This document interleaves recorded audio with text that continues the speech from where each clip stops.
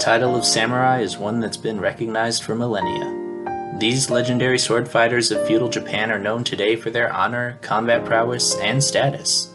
But among these revered warriors is a class of samurai often misunderstood by history: the Ronin. Ronin were former samurai who had lost their masters, land, and status, becoming drifters, scorned by society. To the people of the time, they had lost all right to call themselves samurai. But did these dishonored warriors really fail to live up to the way of the sword? To find our answer, let's take a look back through history.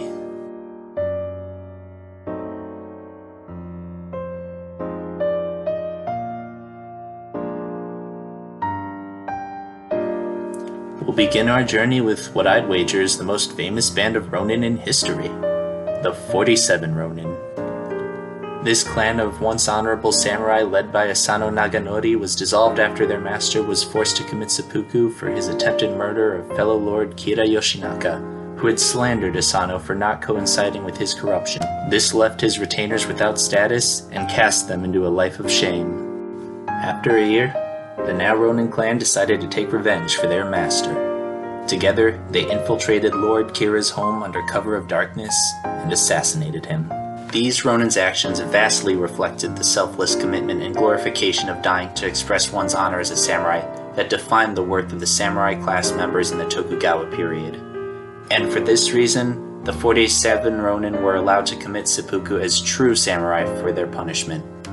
The story went on to become legendary throughout Japan, and in modern times has even warranted a rather lackluster Hollywood adaptation of the tale.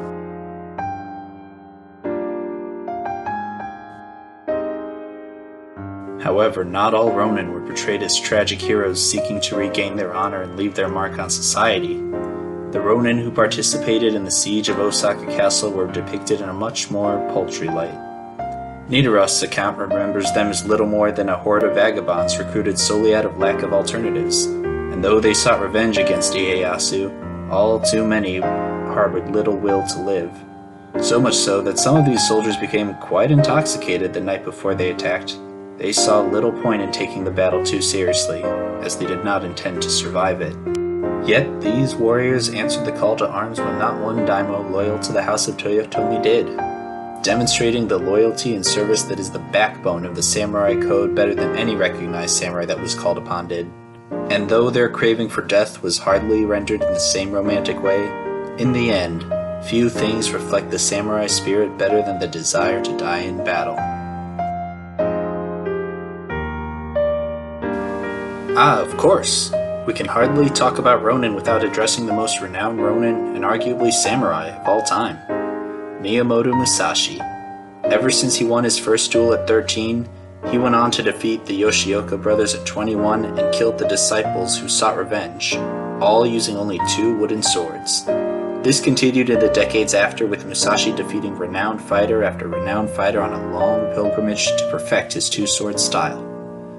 In addition to mastering the sword, he went on to found his own dojos, took up painting, and wrote a few famous works. His most noteworthy piece was his Book of 5 Rings, the culmination of everything he learned over the course of his life, written in plain black and white for any and all to learn from. The countless lessons held within the pages of this book not only reflect the dedication to the art of combat Musashi showed throughout his entire life, but the Buddhist principles at their core as well. Zen Buddhism has always been a key part of samurai ethos, and few samurai reflected the ascetics of the religion better than Musashi, as is very much apparent throughout his points in the section from the Book of 5 Rings, The Way of Walking Alone, which places a heavy emphasis on non-indulgent thinking and minimal physical attachments. Even the title and structure of the book itself is a reference to the Buddhist theory of the 5 natural elements. By rigidly following these spiritual ideals and casting aside his materialistic desires to focus on the art of combat, Musashi was able to achieve a level of skill that most samurai could only dream of. Some of the most interesting samurai tales are the ones about the Ronin. They are an unconventional breed of samurai, but the themes of their stories are not all that different from the accredited samurai. Ronin are driven by the same pride as samurai, but they have to prove theirs. They follow the same warrior path, but Ronin have no luxuries to steer them off it.